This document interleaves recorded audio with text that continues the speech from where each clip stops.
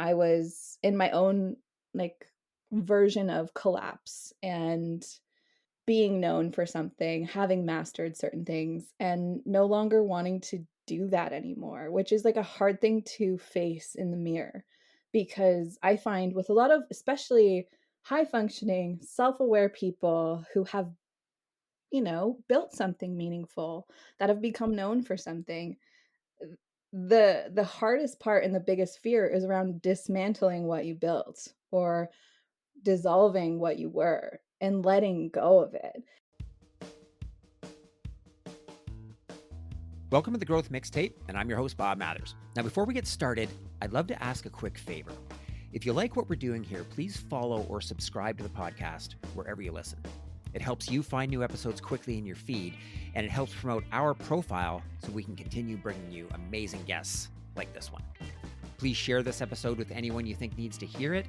And if you want even more of the awesomeness we're serving up here, join my 100% free Substack at substack.bobmathers.com or grab it in the show notes. Okay, let's get into it. Today we talk to Lacey Heels, who's a writer, creative strategist, and author of the Rebirth Rituals. This is a conversation I did not see coming, but it found me just when I needed it most. We talk about embracing the discomfort of the in-between, that place we all find ourselves in when we want to become known for something other than what we've spent our life doing. Lacey shares how writing helped her find her voice and how staying curious is the best way to experiment our way into what's next. If you've ever felt like there's something else you're supposed to be doing, but you're just not sure what it is yet, you're going to love this conversation as much as I did. Please enjoy Lacey Heels. Lacey Heels, welcome to the podcast. I'm excited about this one. Me too. Hi, Bob. So good to see you. Yes. Well, I thought first off, maybe I'd start by giving a little bit of context for this conversation, because this is not a conversation I ever imagined having, I don't think, when I started the podcast. But I've learned to trust the universe, because you and I met for the first time, like 3 weeks ago. Yeah. At an amazing retreat. Shout out to the people at Vienna Waits who put on this Waypoint retreat for 3 days in the woods. It was amazing. You and I met. We had never met before. And we didn't even really talk that much at the retreat, but you had gifted everyone your book. And I had kind of forgotten about it. So on my way out, I picked it up. And honestly, between you and me, Lacey, I picked it up because it was free. And I picked it up like I would pick up a stress ball. You know, it's not a book that I had ever probably would have normally read, but I got home, I put it on the counter. A couple days later, I'm like, I picked it up. I started leafing through it, and it spoke to me in a way that nothing has in a long time. And so all of these tiny little coincidences along the way, I would have probably ignored a few years ago, but I'm like, nope, there's a reason. And I think the next logical step in this magical string of coincidences is to have Lacey on the podcast and talk more about this book. Oh my God. I love that. And I love the honesty because, like, we've all been there. You pick up some random swag. But yeah, what a delight to meet you and trusting the universe, because really, like, magic comes together without you planning for it all the time. And so, yeah, I'm feeling really grateful to have met you and that we're here. Like, who would have thought? Yeah.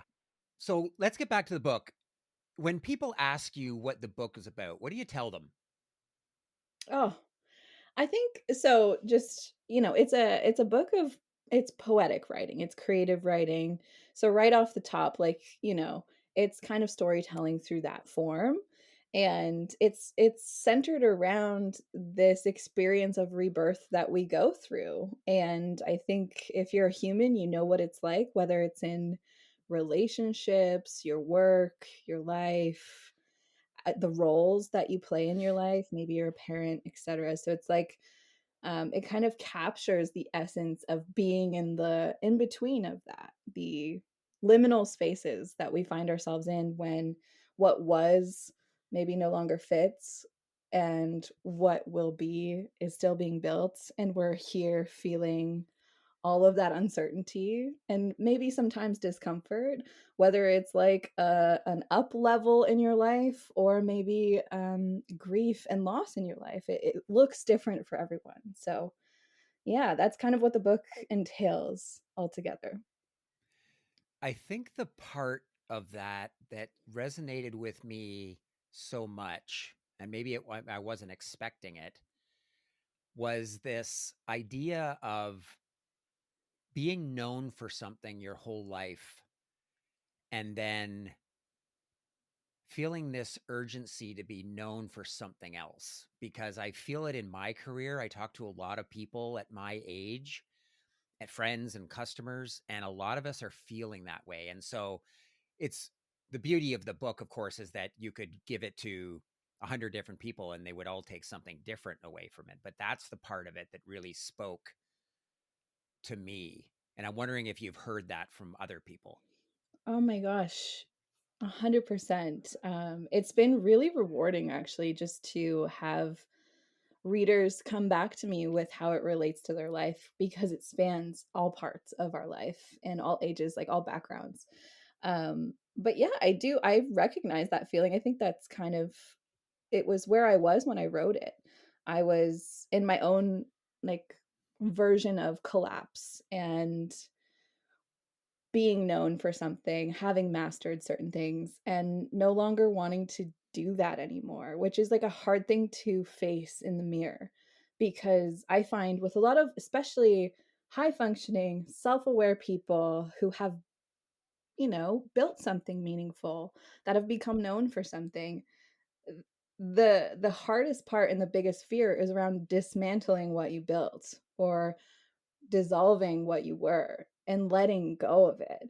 And you mentioned something really important, like where our culture is obsessed with clarity and certainty and marching forward, productivity, all these things. So we want our transformation to click so fast. We want to get from the away from the discomfort really quickly when we're in that in between. But I think this book invites you to sit with the discomfort long enough, like that tension, whatever that is for you, sit with it long enough that you can start to metabolize it. You can start to digest what has happened and process what needs to process. Because we often skip this, we bypass it, sometimes even without knowing. And so it allows you to sit in the ambiguity, the unknown. And that's where we do a lot of our unlearning and our grieving and our processing. And then we can repattern and build what needs to come next. So, yes, it's very relatable and resonates so deeply. So, can you tell me a little bit more about that collapse you talked about? Oh, yeah. So for me, it was much related to my career. So I had spent, the better part of a decade climbing up the corporate ladder in marketing. So that's my background, marketing, branding, storytelling, all of that for businesses and corporations, and really adored it. And then took that out on my own and started my own business. And so I've been running my own business for like 9 years now. So I've been at it for a minute. And in between there, once you're an entrepreneur, I feel like you're building all kinds of things, all kinds of projects and companies. So I did have an education business there for 5 to 6 years of my entrepreneurship journey. And it was based on teaching business owners how to start and grow their businesses, specifically creatives. And this is a passion of mine still today. But I got so burnt out and so tired of running the business the way it was. And my business partners and I had disagreements about where to take it. And so, I mean, anyone that's listening that's been in business will understand what it's like when you have to decide, like, do we pivot or do we move on? And so I was in a place of moving on, and just after that was just in so much burnout and just like, who am I now? Who am I now without that business, without leading that, without all of these hours in my day that I used to put into that? Like, now what do I do? So there is this void that happens. And I was surprised because I'm in identity work and mindset work, but I was struggling so deeply with this prospect of what comes next.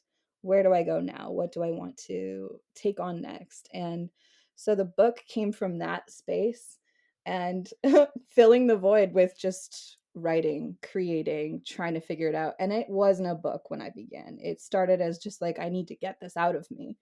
And that's kind of where the book origin story begins. Yeah. And so how does it go from being a collection of things you needed to get out of yourself to becoming a book? Ooh. So I had just spent 6 years helping other people launch their books, their podcasts, their art businesses, whatever it was. And I just thought, okay, it's my turn. Like, maybe it's time for the book. And I do believe in timing in these things. Like, sometimes the timing's just not right. But where I went with that was just writing about what I was moving through and channeling it. And it made no sense. But you'll find, like, and I'll speak to this a lot in other places, like journaling or writing or any creative practice, it's a process for you to just get out unfiltered thoughts. And what you'll notice is it's a practice for processing and noticing patterns. So for me, it just was journaling and journaling until it started to become a mirror for some patterns happening. And that's where I was able to start weaving together a story, and just noticed like, oh, this is about starting over, and like the fear, the natural fear that comes with it, even when you do feel confident and you trust yourself and you've achieved mastery in your career or whatever it is. Like, none of us are exempt from feeling that fear of starting over. Yeah, well, there's a couple things I want to come back to. You Yeah, you do mention this, the feeling of in being in between. I think the flavor of that I recognize most in myself and the people that I talk to is that, God, I guess they used to call it a midlife crisis. I mean, I guess most of the people that I talk to are around my age, so maybe we're all going through this at the same time. When my dad, yeah, went through his midlife crisis, he got a girlfriend, he left my mom, he bought a sports car. That was the playbook for midlife crises 30 years ago. And now it seems like maybe the version of it, and I'm sure lots of people still do that old version of the playbook, but it just feels more like a crisis of maybe purpose as we're looking down the barrel of the last 20 or 30 years of our maybe of our careers, but of our lives, and thinking, shit, like maybe I want to do something else. And it feels like all of these amazing skills that we've amassed, we just have no idea how to put them to work in a different direction. Like there's a ton of shit I could do, but I don't really know how to be a speaker and an author and a podcaster. And it's all really scary. And I don't think a lot of us have been scared in our careers in a long time because we've been kind of kicking ass for a long time. Oh, it's so true. It's like it is it sounds so silly to say, doesn't it? But it's so true, and it's felt when you've been at it for some of us for decades, right? And then you reach this point where you're like, okay, and that could be the end of a marriage, that could be, moving houses, towns. It applies everywhere. But yeah, I think it can be intimidating to start over. And like the metaphor there is like, when a lobster needs to shed its shell because it's too tight, it really needs to like crack open its shell. Like, it needs to dismantle everything that it is to shed it. And once it sheds its shell, its new skin is so vulnerable, so soft, so tender. And there's a period of time before it hardens again where they have to be careful and mindful and intentional, right? Like, with their movements. And it's the same for us. We're just in that tender middle phase where we're figuring it out still, but we're gonna get there because we have the tools we need to do it. We have everything we need. And I think, like, the other thing would love to say about that is, so for me, you mentioned burnout and purpose, and there is this quote, and I probably won't recall it correctly, but it's essentially burnout is this process of walking through too many of your days, going through the actions of things that, like, your soul's passion has departed from. So you're just doing things kind of in this automatic way, and at some point we hit the crossroads where our skills and our passions start to drift in different directions. And how do we rectify that? If you're a multi hyphenate and you do a lot of different things, like you, Bob, you do so many different things. And it can be hard at first when you're like, well, I'm known for this, but I love doing these things and I like curating experiences. There's always a through line because it's you. But when you get to that stage where you start to look at like, how do I merge these things or marry these things together in a meaningful way? It starts to get really exciting because it doesn't make sense at first and it won't. But you'll find it. You'll find the through line of like the essence of you and what you do and the experiences you curate for people. And when you become more aligned internally, the less energy it takes to show up everywhere else. So, like that alignment and chasing that alignment intentionally is so important for all of us. And I think that's kind of where I was at when I wrote the book too. I was just like craving more alignment because I had separated like this artistic world inside of me and then the Mm. professional world inside of me. And I couldn't figure out how do I merge these things together? Can I? Um, and it seems so silly to say, but you can figure it out if you want to. And it creates so much ease and space where before it maybe felt just stressful and like a lot of pressure and exhausting because we do get burnt out from that. Well, I don't think it's silly at all. I think just coming back to something you said earlier, and maybe maybe part of what the book was giving words to for me as well is, as you said, allowing yourself to sit in this discomfort, because for high performing people that have been kicking ass for a long time, we just think, oh, okay, so I want to go do this other thing and I'm going to make a plan and I'm going to do A, B, and C. And we meet with all this resistance because maybe we haven't recognized that it's not that easy, that you do have to maybe reflect and dismantle some of what you've been known for in order to figure out what's next. Because I don't know about you, but a lot of people that I talk to, this goes for me too, is that, yeah, I don't really want to be known for the thing that I've spent the last 30 years doing, but I also don't really know what I want to be known for. And I'm really running out of fucking time to figure it out, which brings this like anxiety with it. And shouldn't I know my purpose by now? I mean, I'm on the back nine here. Mhm.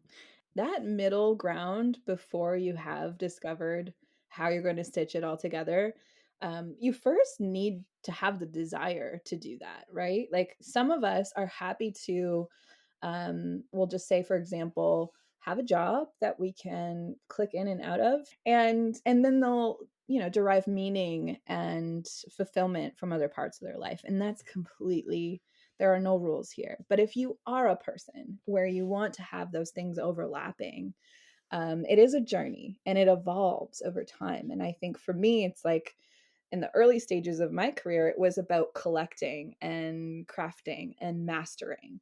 And when you go through those, you're naturally curious to build new skills and try new things and have conversations and put yourself out there. And then you reach that mastery point where you know what you're doing, you've got it in the bag. And then what, like you say, when you start over, you're like, oh crap, like this isn't coming with the ease that maybe I'm used to because of all of the hours I have put in. And it just invites you to return to that beginner's mindset when it was new for you, when you were willing to try new things, to stay curious, to hone new skills and craft new things and have conversations with new people. I think the thing that allowed me to come to a lot of my own realizations is just getting in the room with people like you, like people at the retreat, people who are also in that stage and maybe have things that they could bring to you that you haven't thought of, or support that maybe you need in order to make it happen. This rebirth process is the process of inviting parts of yourself back that maybe you lost along the way.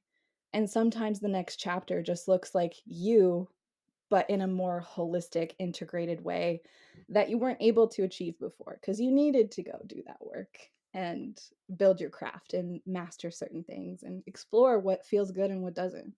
And our values and our priorities, they shift as we grow too. So allowing yourself to evolve with it is so key. Okay, so there's a couple things you that I really loved about that. One is that Yes, I think as we get to a certain stage in our career, we master these things. And so we've got a bunch of Lego blocks on the floor. These are all really skills that we've honed. And so we absolutely are capable of doing virtually anything we want to do. It just means putting those Lego blocks together, maybe in unfamiliar ways, and pointing them in a different direction. But I also love the idea of rediscovering parts of you that maybe you left behind because you didn't really need them for that initial configuration of Lego blocks in those first 20 years of your career. But now you can go back and rediscover those and fill in some of those gaps. Man, I really love that. Like, I think this idea of curiosity and creativity for me are things that I never really spent much time on, but now seem to be like a core part. Like, I think it's a big gap, and it's kind of a superpower and a secret sauce to figuring out what's next, even if I can't exactly put my finger on it yet. Ooh, there it is. I love it. And I say this about writing too because a lot of people have resistance around like a journaling practice or things like that. And even when I began writing the book, and you'll probably find this too, you start from a certain vantage point where we may not consciously know we're still kind of in performance mode. We're thinking about the audience already before they're in the room with us. And we can't write from performance and expect authenticity. We have to let the ink be messy. We have to let the in between be messy before we can make meaning, before we can recognize patterns and understand how it comes together. Like, we just have to do it. We have to take that action and allow ourselves to just write for ourselves or whatever it is, right? Insert writing wherever, whatever the thing is that you're trying to achieve. Like, we can't do it from this place of performance or maybe even out of loyalty to where we have been and what we have done, because that comes into play too. It's like our crutch. We're like, no, but we did this thing. So like, but you just have to remove all of it, and it can be a process and it can take time. Hey, it's Bob, and I'm taking the Growth Mixtape on the road in a series of live podcast episodes. Imagine a podcast tailored specifically for your company, recorded in front of a live audience that would be released as its own episode. These are thoughtful, emotional conversations that help teams who have lost their spark rediscover their curiosity and creativity so they can love work again. Sure, you could do a typical keynote or panel discussion, or you could give your team something they'll never forget. Book me at your next event at bobmathers.ca. Now back to the show. Okay, I definitely want to come back to writing, but before we do, your Yes. book isn't, it's not exactly a how-to book. No. Um, but for people that are feeling this way, that are kind of feeling in between something they've been known for and something they want to be known for, I mean, what advice do you give them? Ooh, yes. There is this cognitive dissonance between where we are now and the external sort of the life that you've built, we'll say, and the internal truth of like how you feel or how you identify now. That cognitive dissonance and like just recognizing that inside of you, that it's showing up in your life, is the first step. Like, the awareness. And we'll get into it around writing, but these are some of those accessible tools to start creating more awareness around maybe where it feels tight or constrictive, or maybe where we're like it can build into resentment sometimes because you're operating in a way that doesn't align with like what's true for you inside. And that's what created some of my own burnout in this journey. So I think if you're on this journey and you've recognized it, then you have to just give yourself permission to sit with the discomfort of it, which sucks. Like, of course. um but like you said, like the reality of our life, like maybe we have bills and responsibilities and roles that our current reality helps to support. So then it needs to be a plan. If that isn't sort of like a hindrance or like a thing to look at, then you could probably get started right away. But I think like if you have to slow play that, then once you become aware, once you've allowed yourself to sit with the truth of it and the discomfort of it, and started, going through some of the process of allowing yourself to identify, okay, what's working, what's not. Where can I let things go? What needs to stay? And how can I pivot how it's happening in my life right now? And then you kind of move into this next phase where you literally have to try things. You have to experiment. So we just say, like, run experiments in your life. Start testing things. Because I think what I notice the most is people will grab onto an idea and jump, like launch full speed into it. That's my next thing.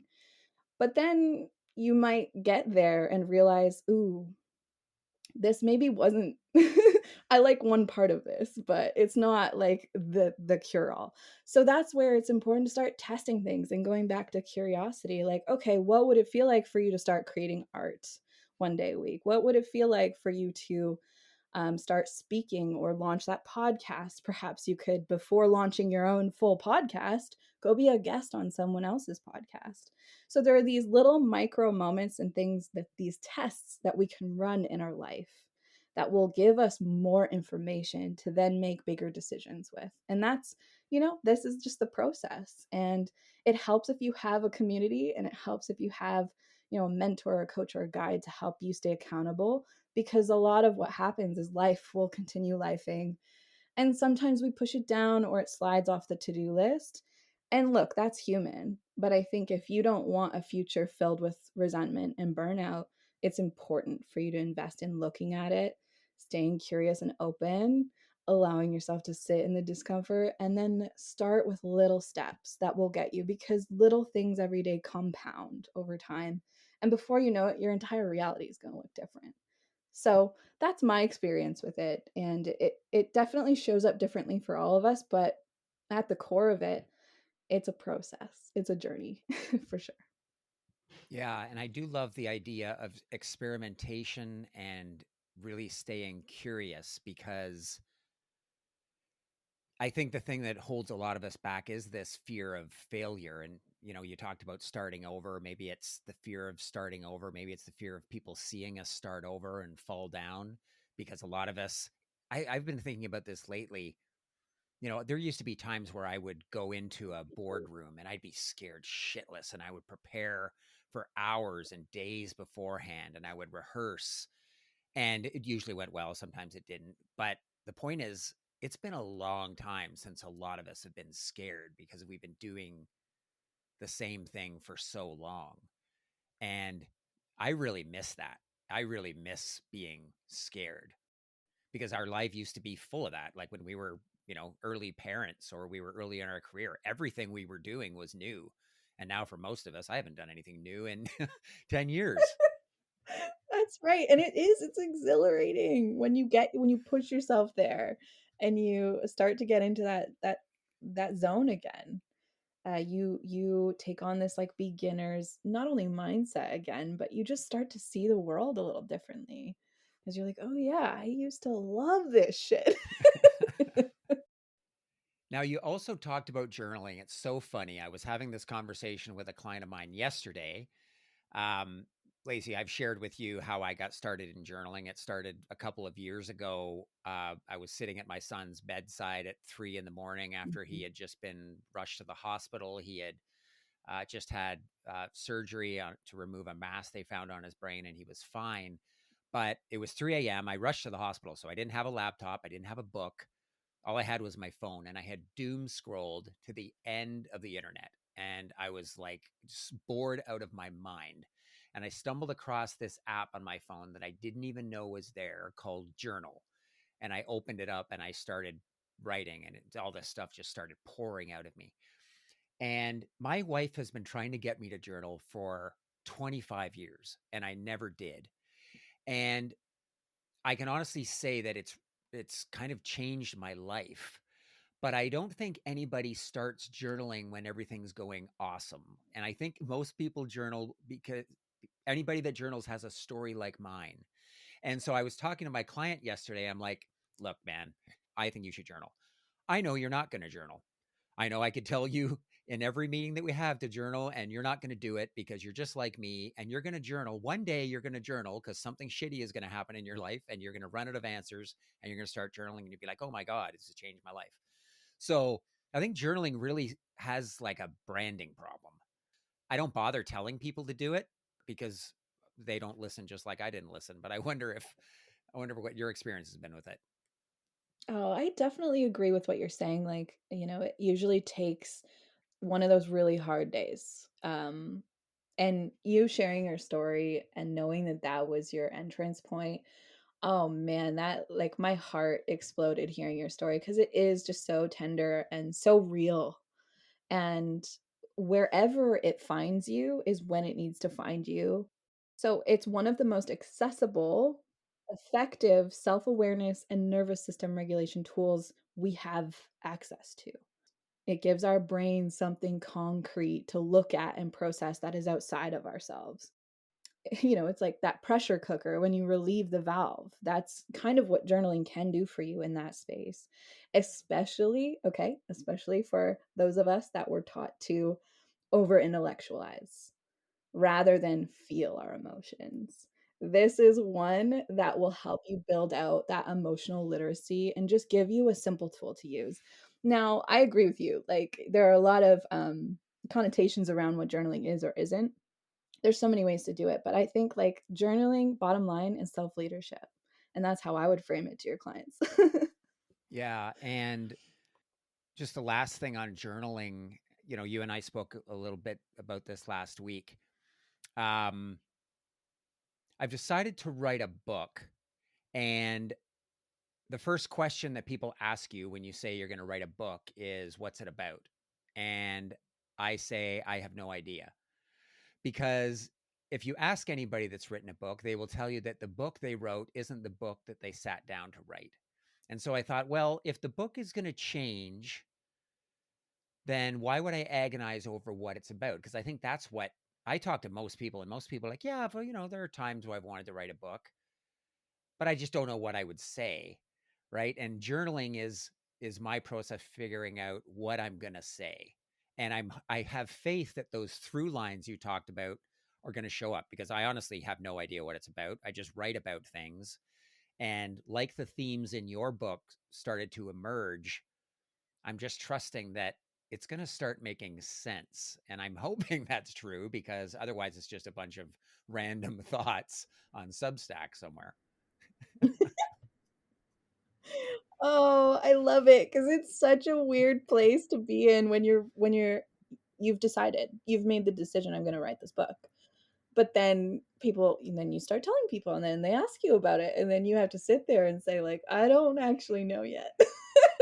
But it's so natural. And I think, just like I was saying about it being an invitation to invite like all those parts of yourself that maybe we left behind in certain chapters, this could be that opportunity to bring it all together, to bring it home. Because I think like when you're writing, and I love, because before, when we talked about your journaling practice, you mentioned morning pages, which is a beautiful practice coming from The Artist's Way by Julia Cameron.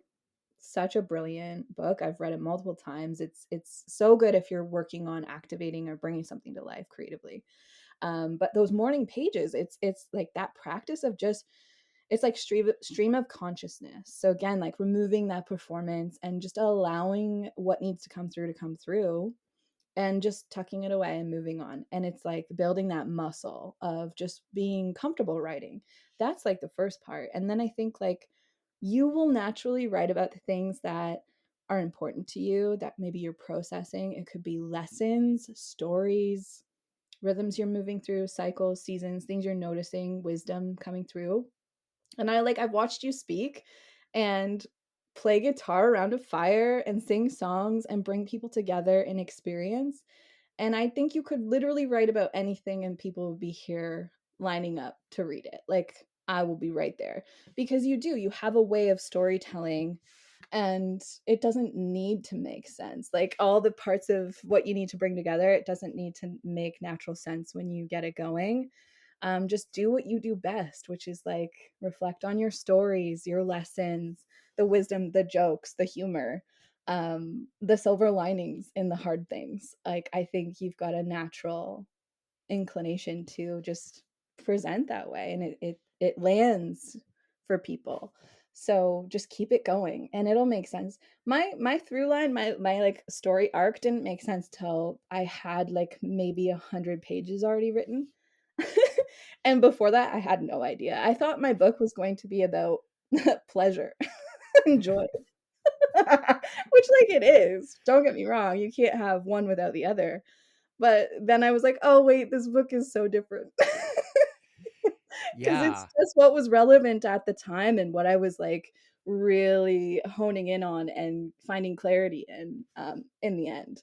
So, yeah, it'll change. It'll shape shift. Yeah. Well, thank you. That's very kind of you. And I do trust that it will start to make sense. It'll be a bit messy between now and then, but I'm okay with that. Yeah. And your book does touch on, it was interesting sort of later on in the book where you do start talking about pleasure. It's like, I wouldn't call it erotic, but I'm like, I think I know what she's talking about here. Like it's beautifully nuanced and you can sort of, like I said, you can take different things away from it. But I'm like, I like where she's going with this. This is really, this is kind Right? of hot. Yes, Bob, that's right. That's amazing. I love that. It's true, like, that so the 3rd part, the part you're talking about, was the first thing that I wrote for the book. Ah, interesting. Like Yeah. maybe a year or 2 before I said I was gonna write a book, I just was writing about, all these exciting, sexy, sensual things that I was learning to integrate into my life because I was unlearning the people pleasing, I was reclaiming my voice, my power, my confidence, sensuality, all of the things, and then when you operate from that place, like, woof, you have a lovely time. You're just flirting with the world, and it's such a and like creativity is such a powerful energy and like life force. So then from there, you like up level and then you turn the corner and life starts to happen again. And then you're like, oh yeah, I have more to learn and more to dive into. So it's like, that circle. So I imagine the next book will maybe dive more into that. Yeah. Yeah. God, I can't tell you how much I've enjoyed this conversation, Lacey. Again, coming back to where we started, I was trusting in the universe. I really had no idea what we were going to talk about. It just felt like a conversation that was supposed to happen. And I've just taken so many things away from this. The next time you see me speak, I guarantee there will be parts of this conversation that show up in there because this has just seems to be one of those conversations that happened just at the right time. Oh, thank you. I agree. It just felt right, when you're just like, okay, yes, let's go. And that's it just was a yes for me. I was like, I don't know what we're gonna talk about either, but hell yes, let's go. And I'm so happy about it. This has been great. Ugh, and it's such like it's a creativity, curiosity, the things we speak about quite a bit. It's just something that can be so applicable to every part of our life, which I love in every season of our life. It's just yeah, it's such a powerful tool for um alchemizing life and turning it into art and staying curious and trying new things. So I'm here for it. Yeah, I love that. Alchemizing it into art. Beautiful. I wanted to ask you just a couple last questions. My billboard question: if you had a giant billboard that millions of people could see, that you could put anything on it, a saying, a meme, a picture, what would it be? You are allowed to start over. Yeah, oh God, I love that. That's what that awkward pause was. You are allowed to That's what start that over. awkward pause was me just like absolutely loving every word of that. I really like that. Yeah. It's simple, but I just think that's what it would be. That's what it would be. Yeah. You're allowed to start over. I love it. For people that have enjoyed this conversation as much as I have, Lacey, where can they find you? Thank you, Bob. So you can find me on so I too have a Substack website and it's awildhoney.com. And then all online it's a wild honey. And then you can find me on LinkedIn as well. If you are a business or a brand and you're like, okay, I need to integrate and process and express my story in a way that resonates, like it applies for personal and professional. So whoever you are, you want to find me, awildhoney.com. Yeah, highly recommend the book. I just did not see a book of poetry coming landing in my lap the way this one did, and leading to this amazing conversation. I can't thank you enough, Lacey. Thank you so much, Bob. It's been such a pleasure, and I can't wait to see where it goes. I feel like the magic of this is it keeps opening up new conversations like this. So thank you for being part of that journey. I love it. Thanks again. Thank you.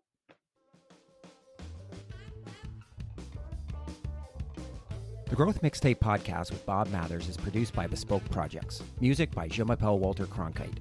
If you enjoyed this episode, please take a moment to follow and rate us. When you do this, it helps to raise our podcast profile so that more people can find us. If you want to connect, you can find me on LinkedIn using the link in the show notes.